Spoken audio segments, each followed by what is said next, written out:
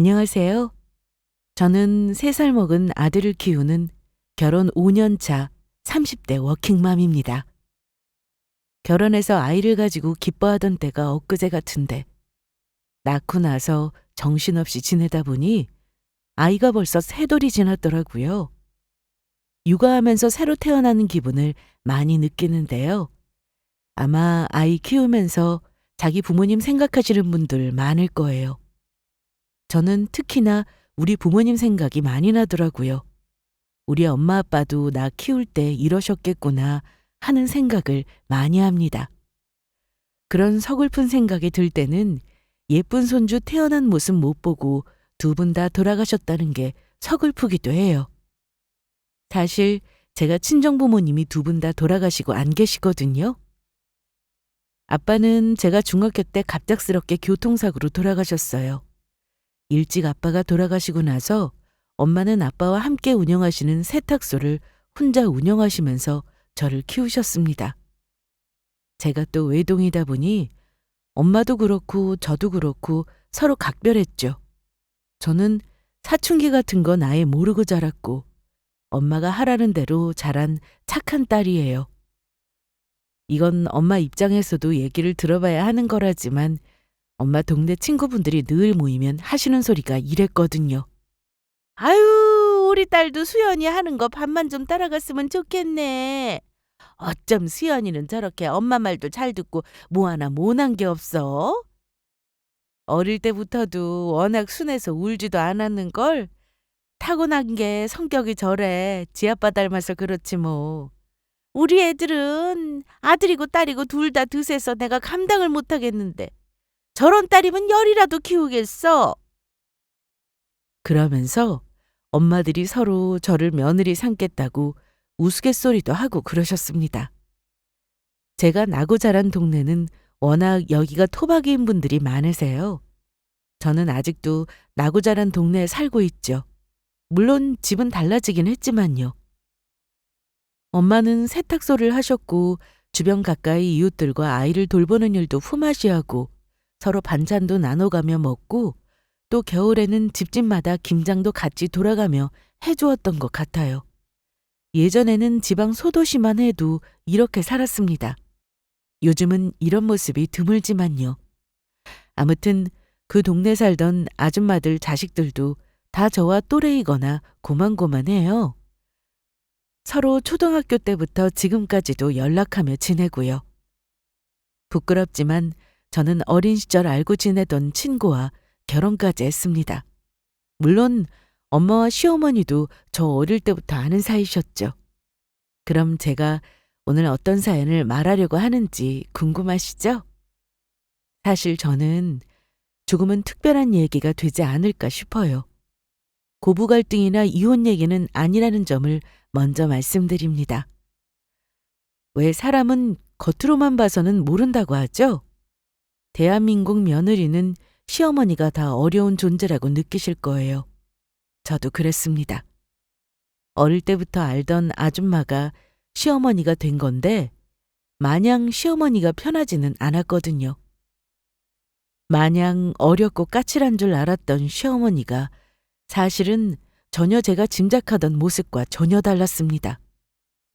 어쨌든 지금은 낳아주고 길러준 우리 엄마는 돌아가셨지만 저를 친딸처럼 아끼고 사랑해 주시는 우리 시어머니 덕에 아이 잘 키우면서 행복한 결혼 생활을 하고 있습니다.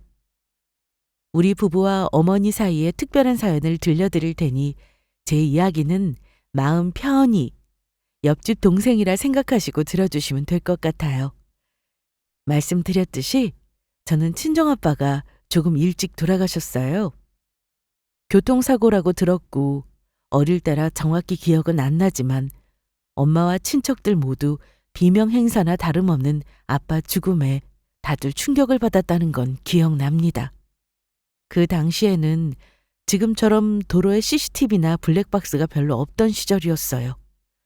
그래서 뺑소니는 아니었지만 아빠가 억울하게 돌아가셨다는 걸 증명하는데 좀 힘들었다고 들었어요.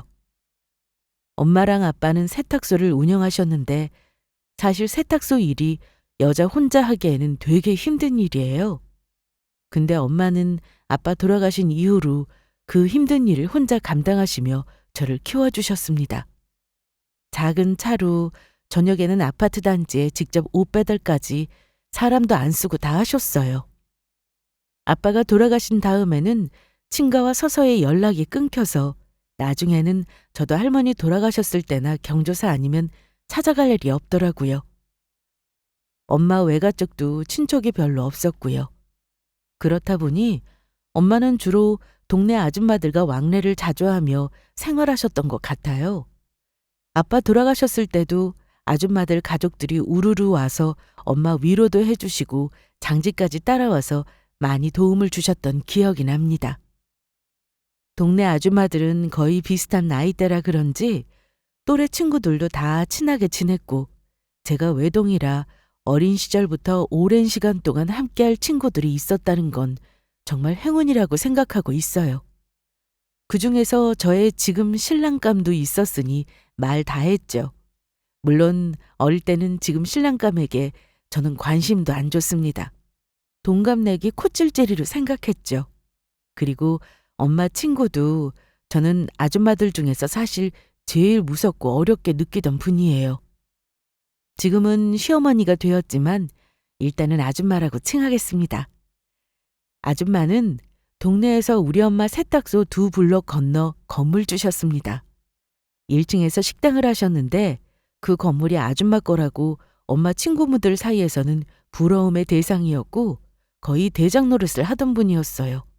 게다가 어지간한 남자들도 대적 못하는 풍채와 대범한 성격 때문에 거의 여장부나 다름없으셨습니다. 아줌마는 아들이 2이 있었는데 그중 둘째 아들이 지금의 저의 남편이 되었네요. 아들 2 키우면 깡패가 된다고 하잖아요. 그런데 아줌마는 워낙 센 성격 때문에 아들들이 엄마한테 꼼짝 못하고 벌벌 떨었습니다.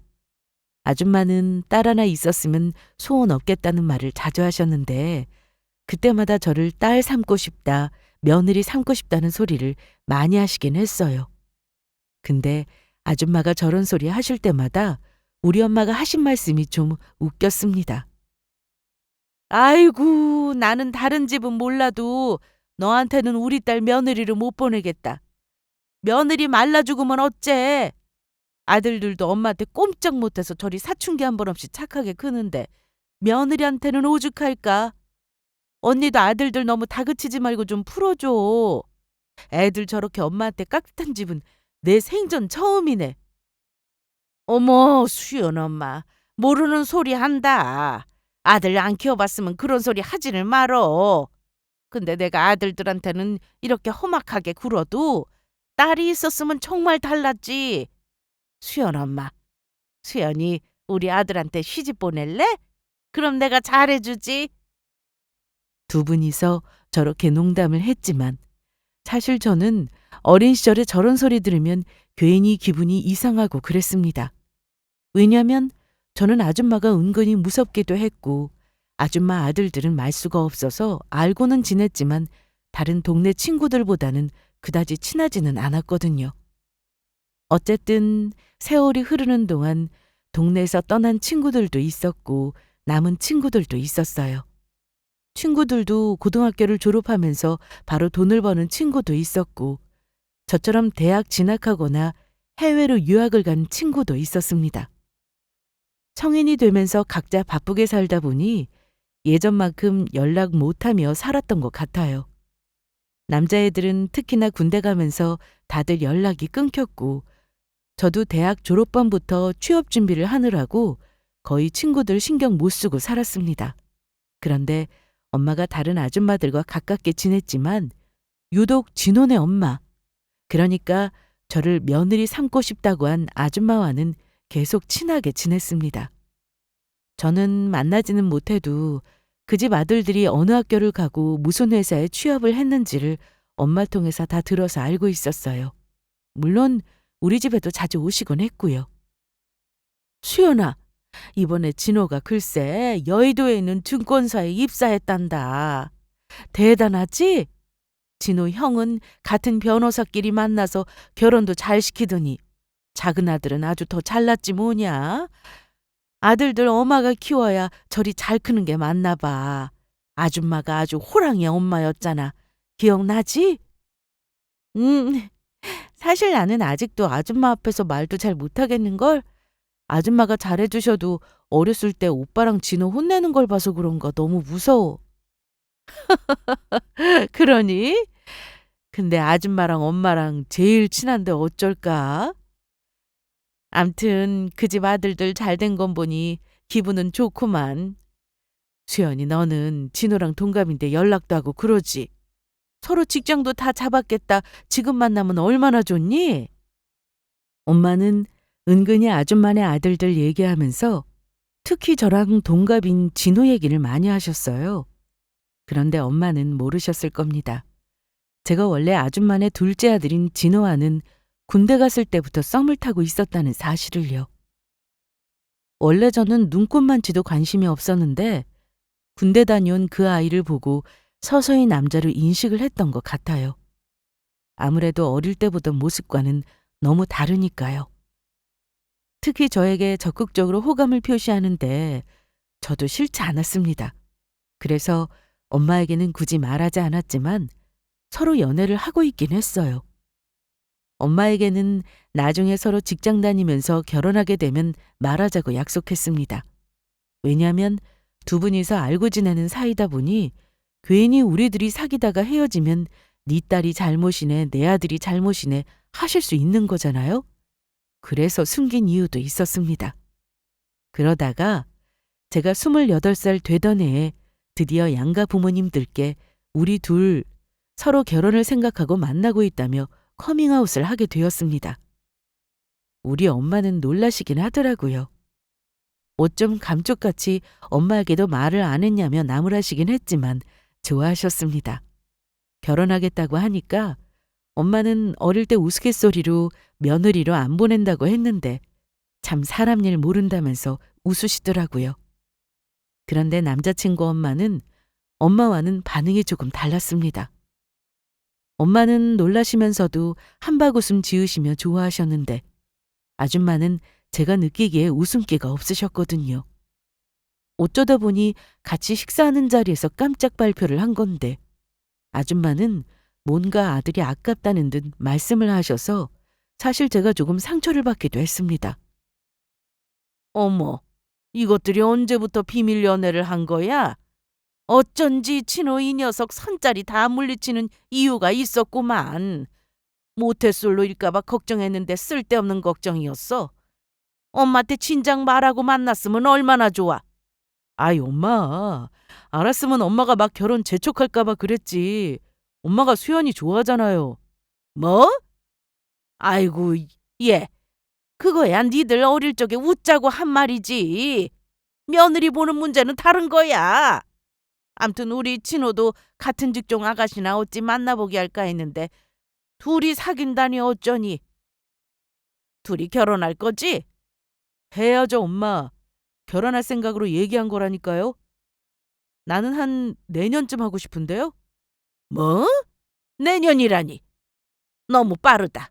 30 넘어서 천천히 해도 괜찮아. 둘이 여행도 다니고 연애 실컷 해보고 결혼해야 나중에 후회가 없지. 결혼 빨리 해서 뭐하게. 엄마, 결혼해서 연애하듯이 살면 되죠. 굳이 연애 길게 하고 돈 쓸 필요 있나요? 그냥 둘이 돈 모아서 없으면 없는 대로 빨리 할게요. 수연이네 엄마, 아니 장모님은 빨리 결혼하라고 하시는데 엄마는 왜 그래요? 저는 아줌마, 아니 이제는 예비 시어머니라고 칭해야겠네요. 예비 시어머니가 결혼 빨리 할 필요 없다고 아들 만류하는데 은근히 서운한 기분이 들었습니다. 저랑 동갑인 아들 나이가 너무 아까워서 저러시는구나 싶어서요. 우리 집은 사실 엄마가 세탁소 하시면서 그래도 살만은 한 정도였습니다. 엄마 집 있고 대출 없고 노후 대비 잘 되어 있으셨고요. 저도 임용고시 합격 후 중등교사로 재직하며 안정적으로 벌고 있었고요. 물론 우리 집에 비하면 시댁은 훨씬 더 잘 살긴 했죠. 말씀드렸다시피 예비 시어머니는 건물주셨으니까요. 예전에 저 어릴 때는 며느리 드리고 싶다고 하시더니만 그것도 엄마랑 친해서 하시는 빈말이었나 싶어서 좀 그렇더라고요. 아무래도 엄마들은 자기 자식이 최고이니 제가 아들에 비해 모자라다 생각하실 수도 있고요. 하지만 우리 엄마는 예비 시어머니와 달리 너무 좋아하셨는데 그 점이 비교되니 좀 서운하긴 했습니다. 평소와는 다른 예비 시어머니의 모습에 저는 속으로 적잖이 놀랐어요. 원래 예비 시모가 까다롭고 아들들에게도 엄청 무서운 분인 건 알고 있긴 했습니다만 그래도 막 좋다는 말씀을 안 하셔서 놀라기도 했고요. 그래도 어찌어찌 결혼 논의는 순조롭게 이루어지더라고요. 예비 남편은 사회생활 경력이 짧아 모은 돈이 없었는데 예비 시댁에서 너무 감사하게도 작은 신혼집을 마련해 주셨습니다. 그런데 집을 마련할 때 예비 시모와 엄마, 저 이렇게 갔었는데요. 그때 조금 시어머니 되실 분한테 기분이 상한 일이 있긴 했어요. 저는 괜찮다는 집도 시어머니는 마음에 안 드는지 계속 퇴짜를 놓으셨고 결국은 엄마가 친구다 보니 적당히 구하자고 한 소리 하셨습니다. 이 정도면 나는 괜찮구만 왜 그리 까다롭게 굴어 진호 엄마. 애들이 이 집에서 애 낳고 계속 살 거 아니잖아. 적당한 집 구해도 난 괜찮아. 모르는 소리. 집이 한두 푼 하는 것도 아니고 아무리 몇 년 안 산다고 해도 우리 애들이 살 집이야. 너는 아니지. 이제는 호칭도 안 싸돈이라고 해야겠구만. 안 싸돈. 안 싸돈은 그냥 내가 하는 대로 보기만 하셔. 집은 내가 사주는 거잖아. 저는 어머니의 그 말이 꼭 돈 내는 사람이 고를 테니 가만히 있으라는 말로 들려 서운하더라고요. 근데 또 우리 엄마는 저와 달리 그다지 기분 나빠하지 않더라고요. 워낙 두 분이 오랜 친구 사이다 보니 저 정도는 아무렇지도 않나 싶었죠. 저는 아주 나중에서야 시어머니가 같은 말을 해도 좀 퉁명스럽게 하시는 분이란 걸 알았지만요. 엄마, 근데 진원의 엄마, 아니, 어머니는 원래 저렇게 까다로운 분이셨어? 나 아까 은근히 서운했잖아. 어쨌든 우리가 살 집인데 이 집은 이래서 안 되고 저 집은 저래서 안 되고 이러다가 집을 얻을 수 있기는 한 거야? 걱정하지 말어. 네 시어머니 까다롭긴 해도 너한테 못되게 굴 사람은 절대 아니다. 그냥 하라는 대로 따르면 되니까 그렇게 해. 엄마는 제 말에 그다지 걱정을 안 하시더라고요. 아무튼 결혼 준비는 순조로웠고 결혼 날짜를 2달 앞두고 있을 때였습니다. 엄마는 저와 예비 신랑이 살게 될 신혼집을 자주 드나드시면서 필요한 게 없나 챙겨주려고 많이 애쓰셨습니다. 하나밖에 없는 딸이 결혼하는데 어느 엄마가 그 정도 신경을 안 쓰겠어요. 시어머니와 친한 사이라고 해도 할 건 해야 한다면서 예단이랑 혼수 같은 것도 남들 하듯 모자라지 않게 정말 살뜰히 다 준비해 주셨습니다. 제가 뭘 이렇게까지 하냐고 하면 엄마가 저한테 한 소리 하셨어요. 아무리 아는 사이고 친한 사이라고 해서 할 거 안 하면서 너 시집 보낼 생각 없어. 그럴수록 더 조심해야 서로 틀어지지 않는 법이야. 너는 잘 모르면 그냥 엄마가 하는 대로 있으면 돼. 아, 참. 아줌마가 그냥 우리가 알아서 준비하라고 하셨단 말이야. 집만 신경 쓸 테니 나머지는 알아서 하라고 하셨는데 엄마가 이번에는 왜 그러는 거야? 아주버님 결혼할 때 예단이고 뭐고 원 없이 받아서 더 받을 것도 없다고 하셨단 말이야. 어머니가 괜찮다는데 엄마 혼자 왜 그리 잘하려고 하는데? 아이고, 너는 아직도 시어머니 될 분한테 아줌마가 뭐야. 입에 안 붙더라도 어머니라고 해야지. 그렇게 말은 해도 기본은 해야 하는 거야. 암튼 너는 엄마가 하라는 대로 가만히만 있으면 돼. 엄마가 워낙 제 결혼 앞두고 설레하시고 즐거워하셨기 때문에 저는 뭐라 더 말리지는 않았습니다. 솔직히 말하면 엄마 말도 일리가 있긴 했습니다. 저는 엄마 친구지만 예비 시모를 어릴 때부터 어려워했는데 결혼하겠다고 한 뒤부터 은근히 저에게 웃음기 거두고 까다롭게 구시는 게 영 마음에 걸렸거든요. 그런데 엄마가 정성을 들이시는 게 속상하면서도 또 엄마 말이 맞겠다 생각이 들기도 했어요. 어쨌든 결혼을 앞두고 있으니 기분이 영 묘하더라고요. 내가 시집가면 집이 가까워도 엄마 혼자 어쩌려나. 집에 혼자 쓸쓸해하진 않으실까. 갱년기 때 참 많이 힘들어하셨는데 아픈 거 말 안 하고 혼자 끙끙거리시면 어쩔까. 이런 여러 가지 생각이 들었습니다. 그래서 엄마랑 결혼 전 큰맘 먹고 해외여행도 다녀왔어요. 엄마 가게를 오래 못 비운다고 하셔서 가까운 일본 오사카로 가긴 했지만 엄마가 저랑 여행하시면서 정말 너무 즐거워하시고 많이 웃으시는 거예요.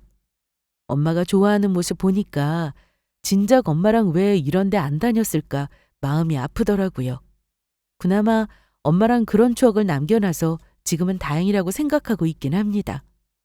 엄마랑 결혼 전에 여행 다녀온다고 했을 때 예비신랑은 잘 생각했다며 엄마에게 용돈도 쥐어주더라고요. 어머니는 제가 엄마랑 단둘이 여행을 간다고 하니까 잘 다녀오시라고 하면서 아들을 은근히 흘기시더군요. 아마 질투가 나셨나 봅니다. 제가 엄마랑 여행 가서 시어머니 생각에 선물을 이것저것 사왔는데 저는 어머니가 그렇게 눈이 높으신 분인지 몰랐습니다. 마음에 안 드시더라도 예비 며느리가 사온 거면 일단은 고맙다 하고 받으실 줄 알았는데 타박을 하시는 겁니다. 아이고 참. 얘, 너는 이런 걸 여행 가서 무엇하러 사와? 돈 아깝게 필요도 없는 것을 그냥 엄마랑 여행이나 즐겁게 하지 그랬어. 그래도 엄마 거 사면서 어머니 생각나서요. 혹시 마음에 안 드세요? 내가 이런 화장품을 어디다 쓴다고? 어쨌든 사온 거니 잘 쓰기는 하마. 근데 다음번에는 뭘 사려거든 나한테 직접 물어보고 사라. 알겠지?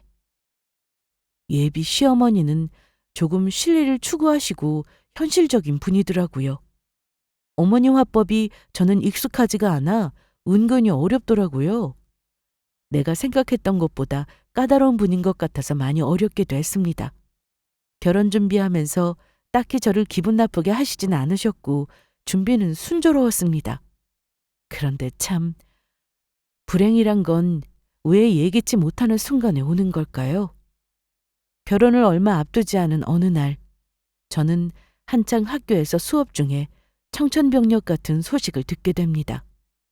친정엄마가 갑자기 쓰러지셨다는 믿을 수 없는 소식이었죠. 그것도 119 구급대원과 함께 병원으로 가고 있다는 엄마 세탁소 옆 편의점 사장님 전화였어요. 하필이면 엄마가 세탁소에서 일을 하시는 중에 쓰러진 건지 한참 후에 손님에게 발견되었다는 얘기를 들었습니다. 얘 수연아 어쩜 좋니? 네 엄마가 갑자기 쓰러지셨어. 지금 구급차 타고 병원 응급실로 가는 중이거든? 너도 지금 빨리 와야겠다. 네? 엄마가요? 오늘 아침만 해도 멀쩡하셨는데 그럴 리가요. 저희 엄마 평소에 아픈 것도 없고 약 먹는 것도 없으신데 갑자기 왜요? 지금 많이 안 좋으신 거예요? 저는 그냥 늦게까지 일하는 엄마가 과로로 쓰러지셨나 생각했어요. 그런데 사장님이 말씀하시기로는 엄마가 의식이 없다고 하는 거예요. 그 말 듣고 뭔가 심상치 않은 일이 일어났구나 싶어 저도 부랴부랴 사장님이 말해준 병원으로 달려갔습니다. 병원 응급실에 도착해 보니 엄마는 가장 먼저 처치받아야 하는 응급 환자로 분류되어 이미 여러 가지 검사를 받고 있는 상황이었어요. 같이 와주신 사장님께 일단 감사 인사를 드렸지만 손이 떨리고 머리가 하얘지면서 정신이 하나도 없었습니다. 이럴 때는 뭐부터 해야 하는지 연락할 친척도 딱히 떠오르지 않아서 일단 예비 남편에게 울면서 전화해 소식을 알렸습니다. 검사를 마치고 나온 엄마는 이미 의식이 없으셨어요. 의사가 말하길 지주막하 출혈이라고 응급수술을 해야 한다고 하더라고요. 뇌출혈이라는데 예후가 아주 안 좋은 병이라는 말을 들었습니다. 마음의 준비를 해야 한다더군요. 수술을 해도 의식 없이 있다가 돌아가시는 경우가 많다고 했는데 저는 엉엉 울면서 그랬어요. 숨만 붙어 있어도 좋으니 살려면 달라고요. 그래서 급하게 수술을 하긴 했어요. 거의 10시간이 넘는 대수술을 마치는 동안 저는 아무 생각도 할 수 없었고 기도하면서 울기만 했던 것 같습니다. 소식을 듣고 예비 남편과 예비 시어머니가 병원으로 한달음에 달려오셨는데요. 다들 갑작스런 일에 놀랐는지 차마 저에게 위로의 말도 제대로 못 하시더라고요. 수연아, 많이 놀랐겠다. 갑자기 이게 무슨 일이야? 장모님 어쩌다가 쓰러지신 거래? 바로 실려왔으면 괜찮으셨을 수도 있는데 손님이 발견한 거라 정확히 언제쯤 쓰러진 상태로 있었는지도 잘 몰라. 어떡해, 우리 엄마. 저렇게 나도 못 알아보고 갑자기 돌아가시면 어쩌지? 그럴 리 없어. 요즘 수술을 얼마나 잘하는데. 장모님 수술 받으시면 금방 좋아지실 거야. 예비 시모도 연신 눈물을 찍어내시더라고요.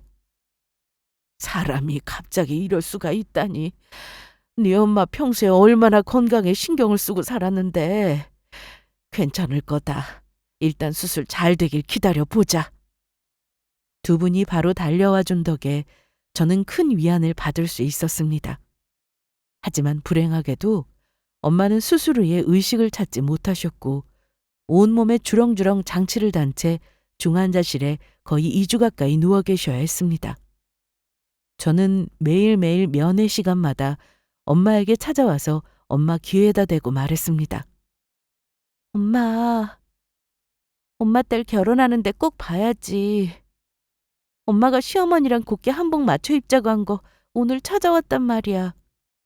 엄마, 제발 일어나자. 응? 엄마, 그래도 이렇게라도 살아있어줘서 고마워. 엄마 절대로 놔두고 가면 안 돼. 알았지?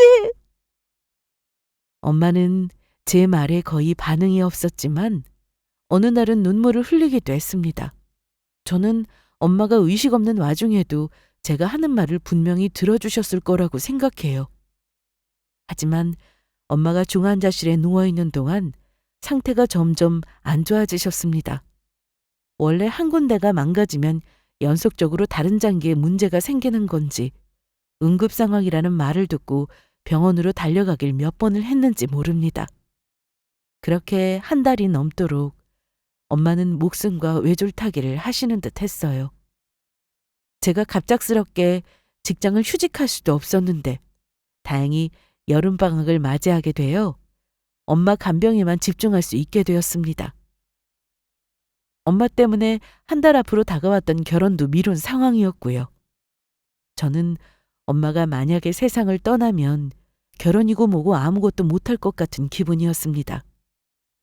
제가 살이 빠지고 건강이 안 좋아지는 것 같았는지 예비 신랑도 걱정을 많이 했어요. 수연아, 장모님도 물론 중요하지만 너도 돌봐야지. 너 지금 얼마나 살이 빠졌는 줄 알아? 우리 결혼이야 나중에 해도 된다 쳐. 근데 이러다가 너까지 쓰러지면 어쩌냐? 어? 나야 아무래도 상관없어. 나 엄마가 이대로 가버리면 그냥 따라 죽고 싶다. 어쩌지? 진호야, 아빠도 안 계시고 엄마도 이대로 가버리면 나는 혼자잖아. 정말 세상에 나 혼자 덩그러니 남는 거야. 네가 왜 혼자야? 주변에서 걱정해주는 사람이 얼마나 많은데. 그리고 제일 중요한 내가 옆에 있잖아. 그런 말 말고 너도 챙겨. 밥은 챙겨 먹어야 장모님도 돌보지. 너 장모님이 지금 이렇게 초췌해져서 병원에 오는 모습 보면 좋아하실 것 같아? 엄마 마음이 어떨지 한번 생각해봐. 예비 남편은 저리 말하며 걱정해줬습니다. 지금 생각해도 만약 그 시기에 남편이 없었다면 아마 빈말이 아니라 정말로 엄마를 따라갔을 수도 있겠다 생각을 해요.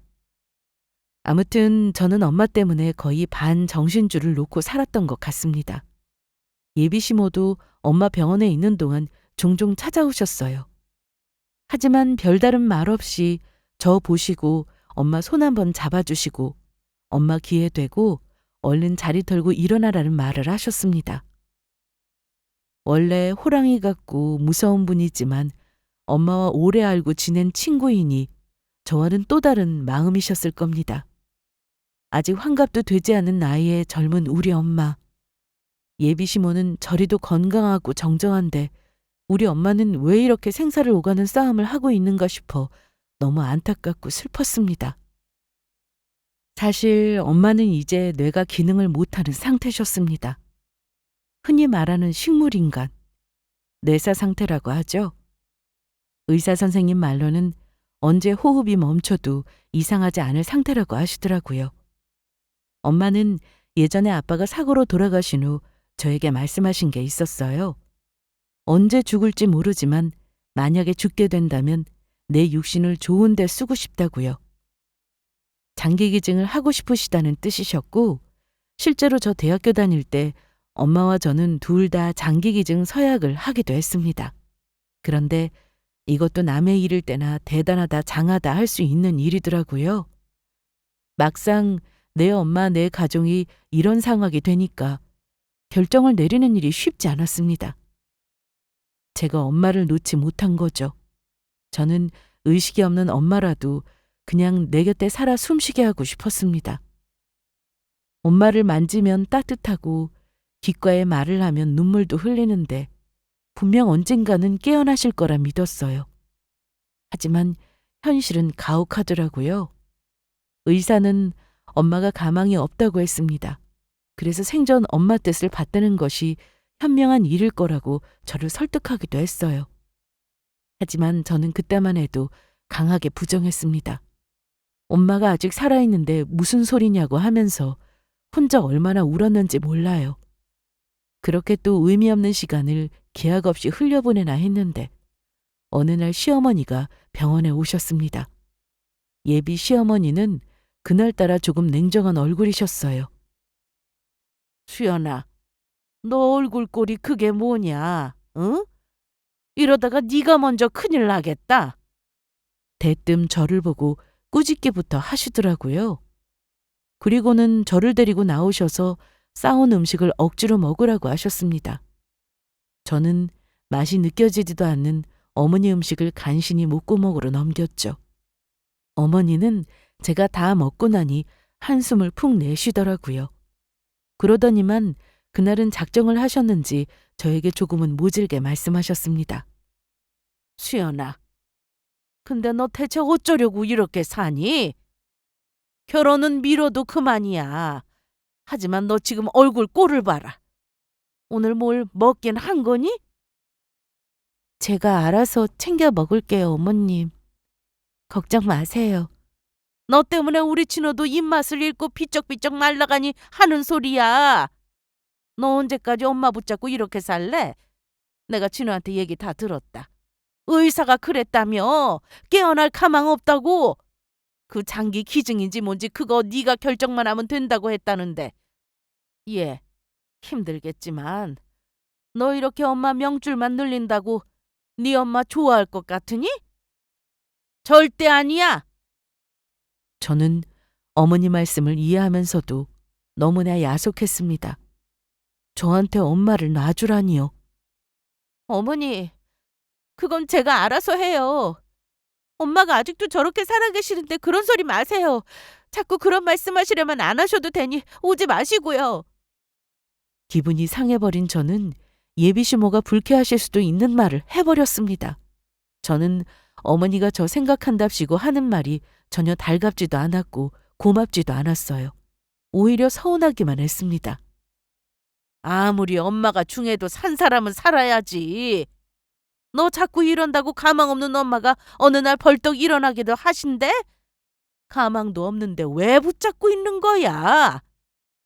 그러지 말고 잘 생각해. 어떻게 하는 게 네 엄마를 의미 있고 편안하게 보내드리는 건지. 네가 아직은 받아들일 생각이 없는 것 같으니 이만하고 오늘은 일단 가마. 네, 할 말 다 하셨으면 가세요, 어머니. 저 멀리 안 나갈게요.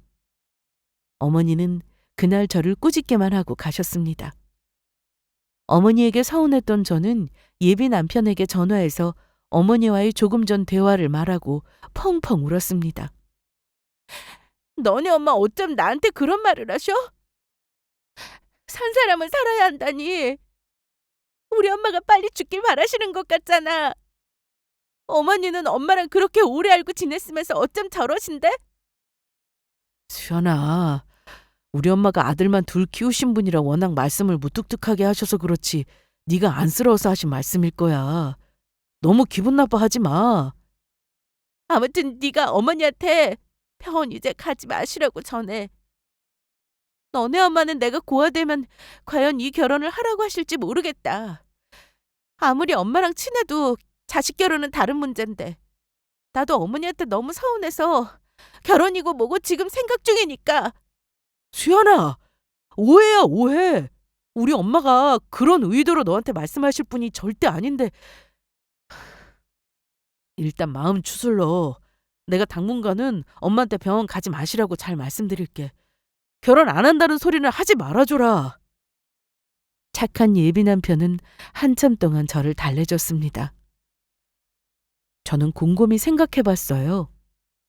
아빠도 일찍 돌아가셨는데 엄마마저 돌아가신다면 내가 과연 살 수 있을까? 도저히 상상도 안 되더라고요. 엄마는 저에게 그런 분이셨습니다. 누구에게나 엄마는 그런 존재일 겁니다. 저에게는 아빠 대신이었고 친구이며 전부인 존재요.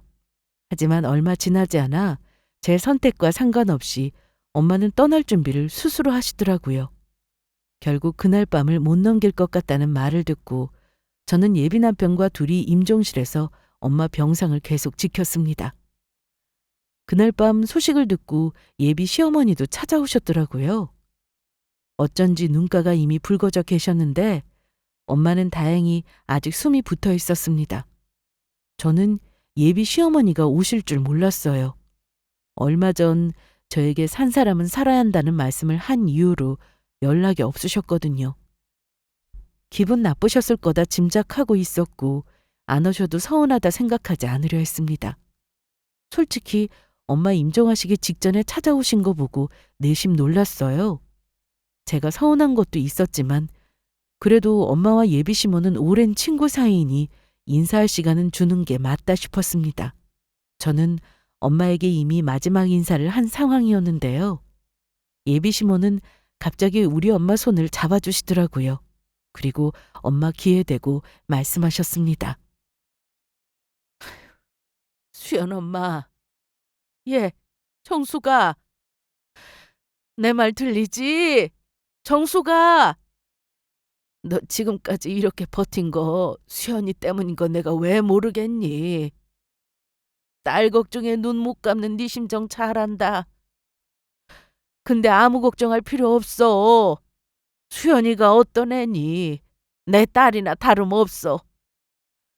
우리 아들이랑 맺어준 것도 다 인연이지 싶다.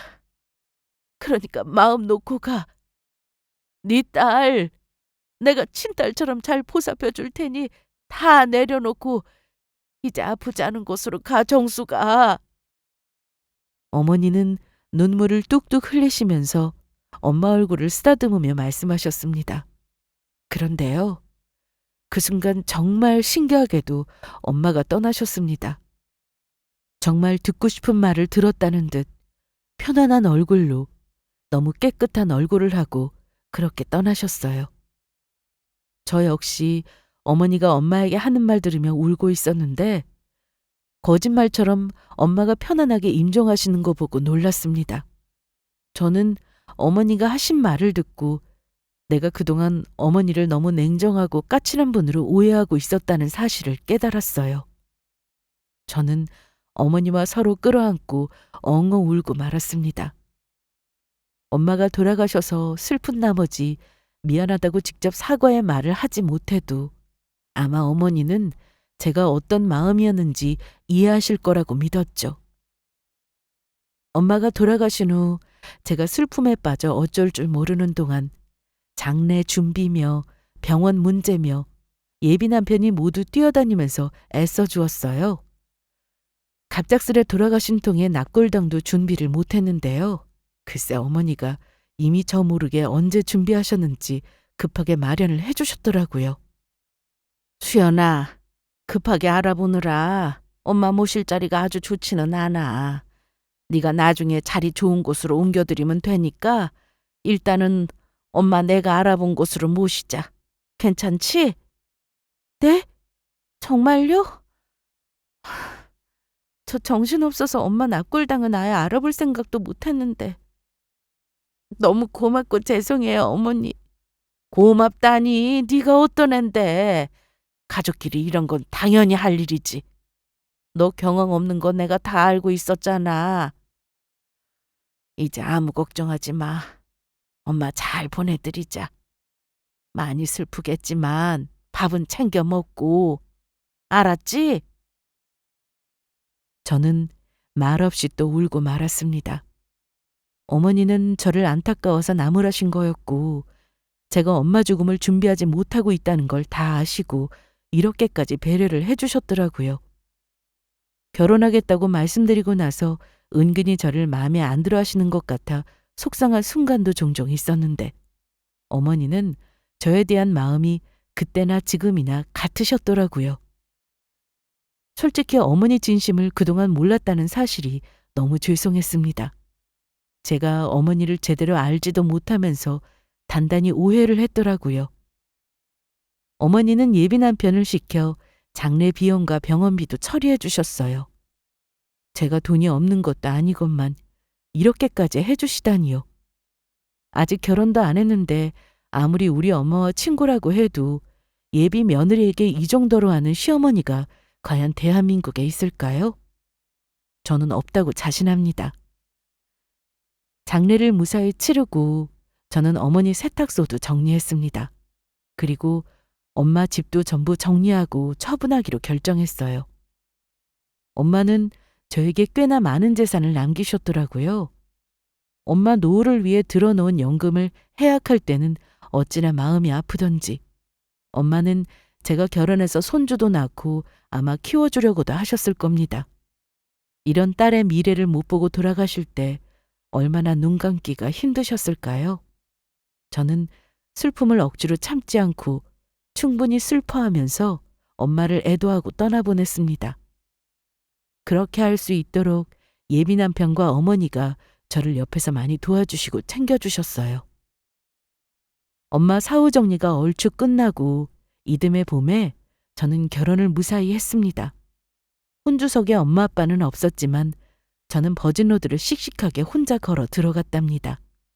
결혼해서 1년 될 무렵 첫 아이가 생겼고, 임신 기간에도 시부모님은 마치 딸이 임신한 것처럼 어쩌면 남편보다도 저를 더 살뜰하게 챙겨주셨어요. 아이를 낳고 나니까 엄마 생각이 정말 많이 나더라고요. 참 많이 울었는데 그때 같이 손잡아 주시면서 울어주시던 어머니가 생각납니다. 어머니는 우리 엄마 제사까지 챙겨주세요. 저는 엄마 제사를 절에 모실 생각이었습니다. 명절에는 시댁을 챙겨야 하고 저는 가야 할 친정이 없으니 엄마 제사는 그냥 기일에만 집에서 지내야겠다 생각했는데, 첫 기일 때 어머니가 어찌 기억을 하시고 제사를 챙겨주셨어요. 수연아, 내일 엄마 기일이지? 너 정신없어서 음식도 못할 텐데 저녁에 집으로 와. 대충 제사 음식 준비해 놨으니까 첫 제사는 여기 와서 지내도록 해. 어머니, 제가 그냥 간단히 챙기려고 했는데 엄마 제사까지 챙겨주시기까지 하세요? 어머니도 몸도 힘드실 텐데. 정말 감사합니다. 이게 뭐 힘든 일이라고. 앞으로 제사는 나랑 같이 준비하도록 하자. 아무 걱정 말고 내일 마음 편히 와. 이듬해부터는 우리 집에서 제사를 모시고 있는데 그때마다 어머니가 늘 도와주신답니다. 저는 아이를 휴직해서 키우다가 얼마 전 어머니의 보살핌을 받으며 아주 순조롭게 복직을 해서 열심히 직장 생활을 하고 있어요. 아이도 할머니의 사랑을 듬뿍 받으며 건강하고 밝게 잘 자라고 있습니다. 남편이 가정적이고 저에게 잘해주는 거야 말할 것도 없습니다. 결혼 전 어머니를 공연히 까다롭고 성격 있는 분이라고 오해한 점은 지금도 너무 죄송하게 생각하고 있어요. 그리고 지금 옆에서 우리 아이를 돌봐주시며 저를 딸처럼 대해주시는 어머니께 감사하다는 말을 전하고 싶습니다. 아마 하늘에 계신 엄마도 웃고 계시지 않을까 싶네요. 그리고 어머니가 얼마나 훌륭한 분인지 또 제가 얼마나 사랑하고 존경하는지 말씀드리고 싶어요. 저는 앞으로 시부모님을 잘 공경하고 우리 가족 모두 행복하고 건강하게 살기 위해 노력하겠습니다. 고부 갈등이나 이혼 얘기 같은 자극적인 사연은 아니었지만 우리 가족 이야기가 모처럼 웃음을 드렸길 바라며 사연을 마치도록 하겠습니다. 감사합니다.